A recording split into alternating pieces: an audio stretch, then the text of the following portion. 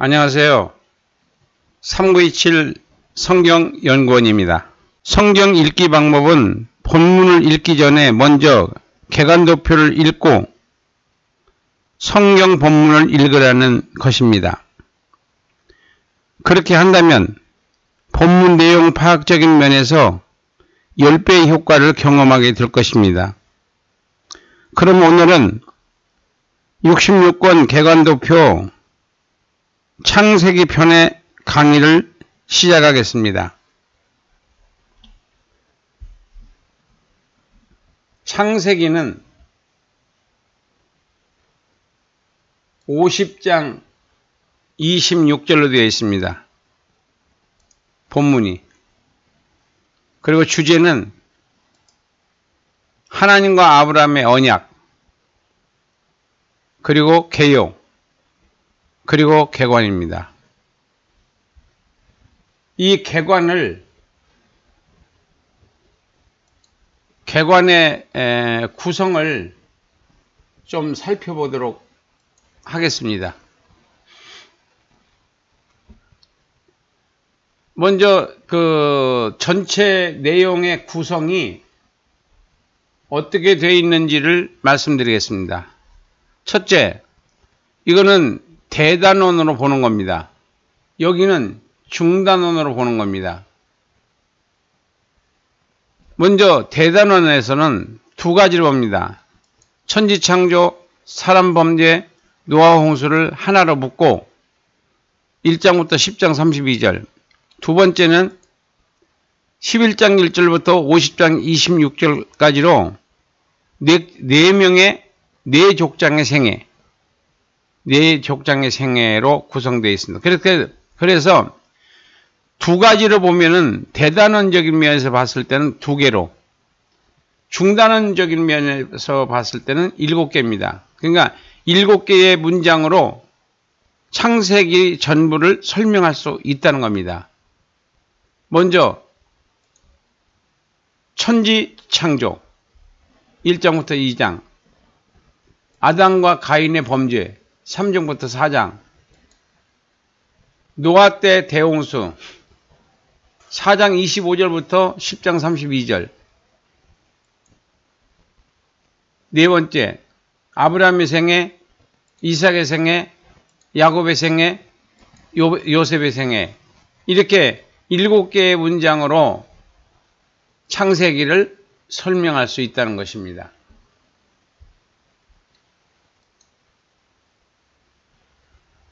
자, 그 다음에는 우리가 이제 이 천지 창조를 가서 한번 보겠습니다.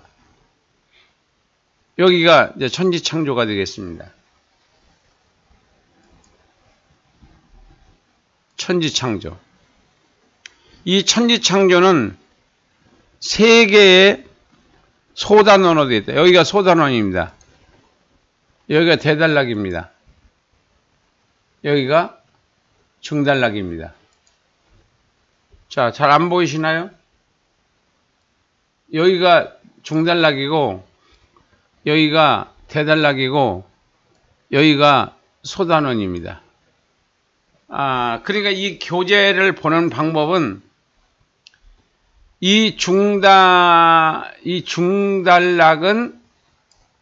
이 대단락을 설명하고 있는 거고, 이 대단락은 소단원을 설명하고 있는 거고, 이 소단원, 이 세 개는 중단원을 설명하고 있다는 것입니다. 그래서 이 성경 66권을 현재로서 이 도표는 다 조직화 했다는 겁니다. 다 이렇게 만들어 놨어요. 그래서 성경 본문을 보기 전에 먼저 이 도표를 먼저 보고 성경을 보게 되면은 성경을 그냥 통독했을 때하고 이 개관도표를 보고 통독을 할 때하고는 차원이 다릅니다. 우리가 아무리 읽어도 내용이 파악이 안 돼요. 근데 바로 이 도표를 보고 난 다음에 그리고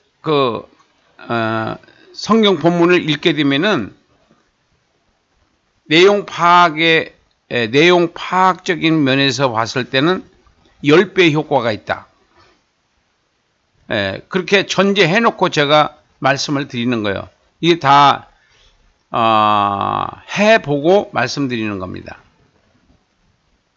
자, 그러면은 이렇게 창세기를 설명할 때는 먼저 세 가지로 설명을 해라. 1절부터 2절, 1장 3절부터 2장 3절, 그리고 2장 4절부터 25절. 이렇게 세 가지로. 그러면은 이제 이런 대단락이 나오는 거예요. 대단락.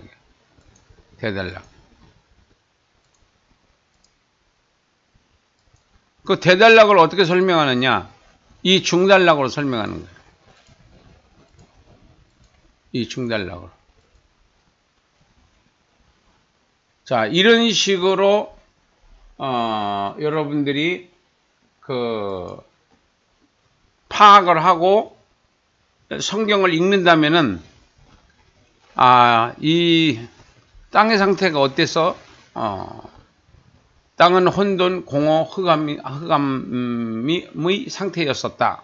이렇게 이제 땅의 상태를 설명하는 거예요. 이런 식으로 이 내용 파악을 우리가 할 수 있다는 겁니다. 자, 그 다음에 두 번째가 아담과 가인의 범죄 해서 아담과 가인의 범죄도 마찬가지예요. 아담의 범죄와 가인의 범죄. 아담의 범죄는 3장이고 가인의 범죄는 4장 24절까지다. 그래서 여기서는 3장이 아담의 범죄고 4장이 가인의 범죄다. 4장 24절까지요. 25, 26은 이제 셋, 아벨 대신 셋을 하나님이 주셨어요.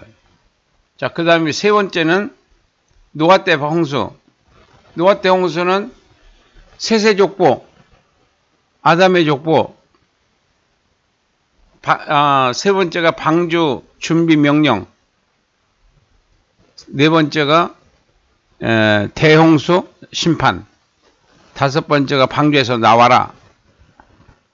여섯 번째가 무지개 언약. 일곱 번째가 세 아들의 족보 셈, 함, 야벳. 이렇게 노아 때 홍수를 설명하고 있고, 아브라함의 생애, 아브라함의 생애도 11장 1절부터 자, 왜 여기서 11장 1절에서 12장 1절에서 안 자르고 왜 11장 1절에서 잘랐느냐 하는 거는 나중에 이제 지도자반에서 이제 설명이 다 돼 있고 자료도 다 돼 있습니다. 그리고 이유도 다 말씀을 드려요. 여기서는 지금 우리가 개론을 보는 거니까 이 개관을 통해서 구성을 보니까 내용을 말씀드릴 수 없습니다.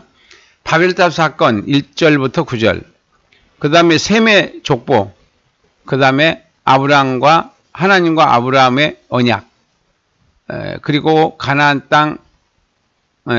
땅에서 13장부터 14장, 그리고 헷볼 언약 15장, 할례 언약 16장부터 17장 27절까지, 그 다음에 소돔 멸망과 룻 구원, 그리고 여덟 번째 이삭 출생, 이삭의 재물, 사라의 죽음, 이삭의 결혼, 아브라함의 죽음. 여기까지가 아브라함의 생애로 끊었습니다. 그 다음에 이삭의 생애, 야곱과 에서의 출생, 이삭의 축복, 하나님의 야곱 축복, 그리고 야곱의 생애 28장 10절부터 36장 43절까지 부엘세바를 떠난 야곱, 하란에서의 생활, 하란을 떠난 야곱과 에서의 만남, 세겜에서의 강간 사건, 베델에서의 회개, 에서의 후손들. 자, 이렇게 야곱의 생애가 마무리되고, 그 다음에 요셉의 생애 37장 1절부터 50장 26절까지.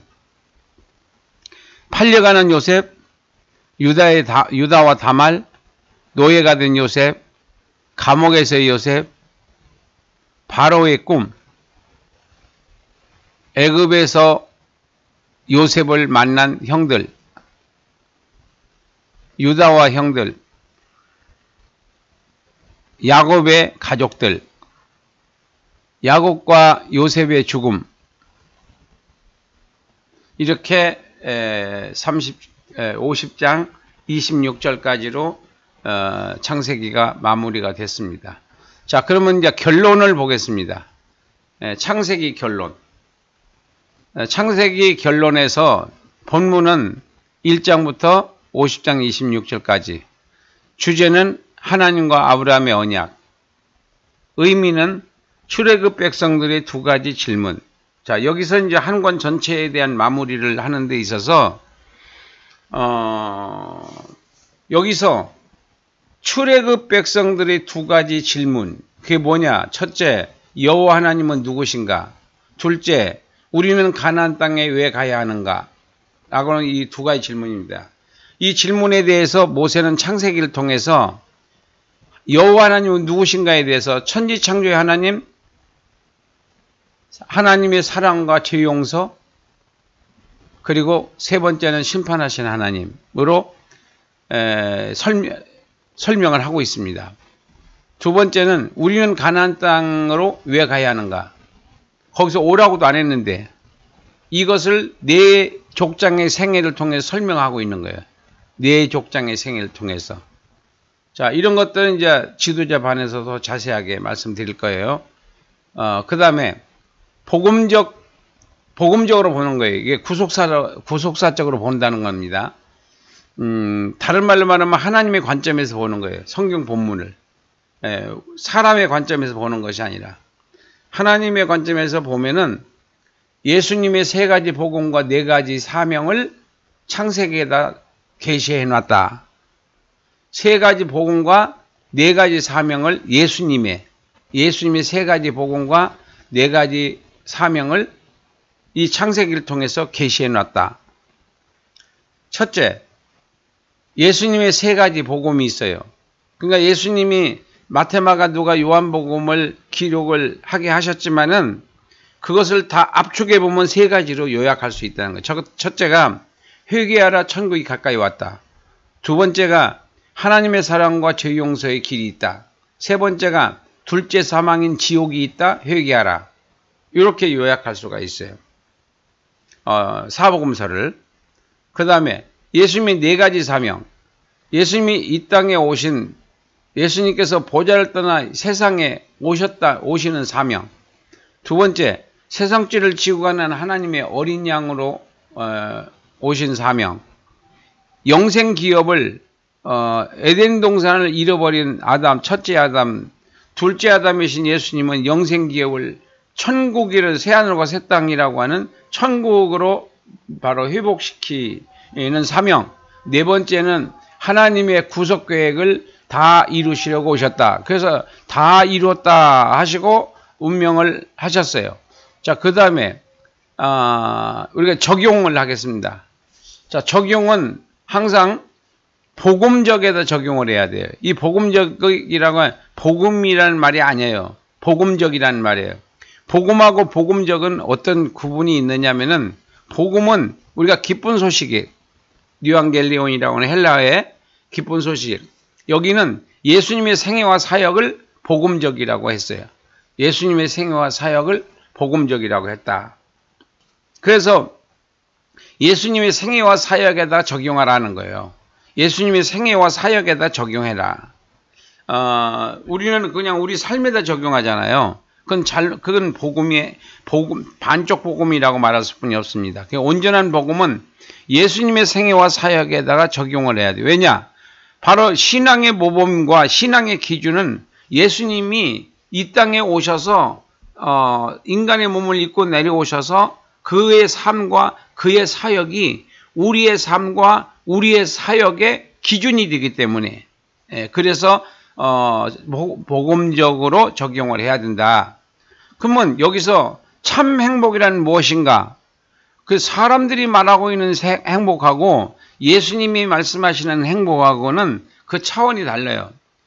그러니까 예수님의 제자들이 그 당시에도 못 알아듣는 게 참 행복이 뭔지 모르고 일반 행복이 뭔지 구분이 안 되기 때문에 그런 거예요.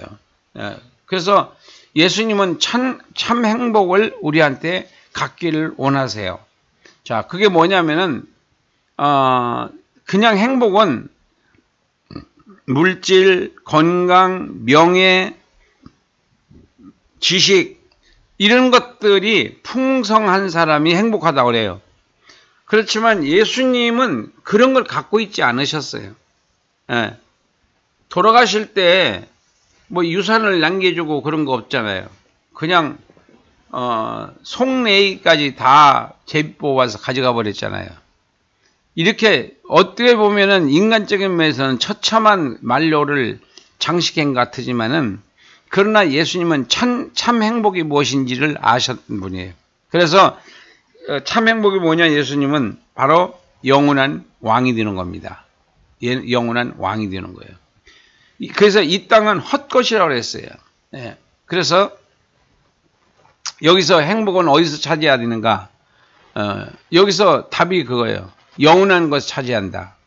행복은 어디서 차지하는가? 영원한 것을 차지해야 된다. 첫째, 영생에서 차지해야 된다. 그 제자들이 가서 귀신을 쫓아내고 그런 기사와 표적을 나타내고 돌아와서 예수님한테 자랑할 때 예수님께서 말씀하신 것이 뭐예요? 귀신이 너희들한테 정복하는 것으로 기뻐하지 말고 네 이름이 하늘에 기록된 것으로 기뻐하라고 그랬어요. 그게 뭐예요? 영생이에요. 영생. 그러니까 내가 구원받았다고 하는 것에 대해서 항상 우리가 하나님께 감사하고 행복해야 돼요. 두 번째는 하나님의 사랑에서 행복을 찾아야 된다. 하나님의 행복에서. 하나님의 사랑에서. 자, 하나님이 얼마만큼 사랑했어요? 독생자를 주실 정도로 사랑했어요. 누구를? 나를. 그러니까 각자가 자기는 그런 존재다. 예수님의 생명을 주고 바꾼 존재다. 라고 믿을 때에 그 사랑이 느껴졌을 때에 주님이 지금도 영원토록 나를 사랑하신다. 는 그 믿음을 가졌을 때 행복할 수가 있어요. 세 번째는 복음사역에 동참하는 것에서 행복을 찾아야 합니다. 그 무슨 얘기냐? 우리가 기름 준비를 해라. 요한계시록 2장 3장에서는 이기는 자에게 성령의 열매를 맺어라. 성화하라. 성장하라. 새 사람을 입어라. 이게 다 복음사역에 동참한 사람들에게서만 찾을 수 있는 바로 행복감이에요. 영원한 곳에서 행복을 찾아라. 그러니까 영생 1번, 하나님의 사랑 2번, 동참하는 것 3번, 이게 다 뭐예요? 영원한 것이에요. 영원한 것은 아무도 뺏어갈 수가 없습니다. 그리고 환경하고 아무런 관계가 없습니다. 그러니까 그게 무슨 말이냐? 여러분, 순교자들이 죽을 때에 예를 들어서 손양원 목사님이 뭐 예를 든다면 죽을 때 그분이 막 억울하게 죽어요? 안 그래요. 평안하게 돌아가신다고요. 왜? 스데반도 마찬가지로 막 억울하다고 해요? 그렇지 않아요. 예수님도 막 억울하다고 그래요? 안 그래요. 그러니까 우리가 이 환경과 처지는 행복과 관계가 없다. 그러니까 왜 행복과 관계가 있게 보이느냐? 영원한 것에서 행복을 찾지 않기 때문에 그런 거예요. 영원한 것에서. 자, 그 다음에 두 번째. 네 가지 회개의 열매로 확인할 수 있다. 뭐를 확인할 수 있어? 영원한 것에서 행복을 찾는 신앙이냐, 일시적인 물질에서 명예에서 행복을 찾는 신앙이냐, 내가 각자가 말해요.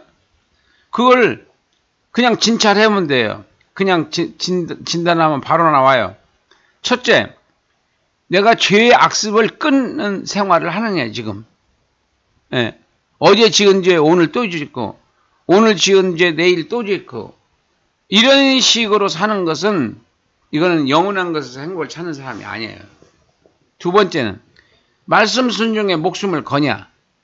말씀 순종에 목숨을 거냐. 안 걸잖아요. 그러니까 회사, 뭐 공무원, 기회주의자들이잖아요. 전부 기회주의자. 그러니까 회색분자. 믿는 것도 아니고 안 믿는 것도 아니고. 그건 안 믿는 거예요. 믿는 것도 아니고 안 믿는 것도 아니고 안 믿는 겁니다. 세 번째, 면류관을 바라보는 믿음, 회개의 열매를 맺어야 된다. 면류관을 바라보는 생활. 면류관을 바라보는 생활은 모든 것을 참으며 모든 것을 믿으며 모든 것을 견딘다고 했어요. 하나님을 믿어야 돼요. 네 번째, 모든 문제와 환경을 믿음의 눈으로 본다. 그러니까 요셉을 한번 보시겠어요? 요셉이 아버지의 사랑을 받던 사람이 형들한테 배신을 당하고 팔립니다. 그래서 그 노예가 돼요. 갑자기. 그리고 억울하게 또 누명을 쓰고 감옥에 들어가요. 이런 과정에서 믿음의 눈이 뜨니까 평안을 유지하는 거예요. 믿음의 눈을 뜨지 않으면은 막 악담을 하고 두고 보자 막 앙심을 품고 막 그럴 거예요. 그렇지만 이것은 하나님의 섭리요. 결국은 나를 좋게 하시려고 하는 하나님의 계획의 일환이다. 여러 가지 과정 중에서 지금 과정을 지금 거치고 있는 것 뿐이다. 결과가 아니다. 과정이다. 라는 믿음을 갖는 게 바로 믿음으로 믿음의 열매를 맺는 겁니다. 자, 이런 식으로 네 가지 회개의 열매를 맺는 자만이 영원한 것에서 행복을 찾는 신앙이다. 이렇게 정의를 내릴 수가 있습니다. 자, 오늘 강의는 여기까지입니다. 감사합니다.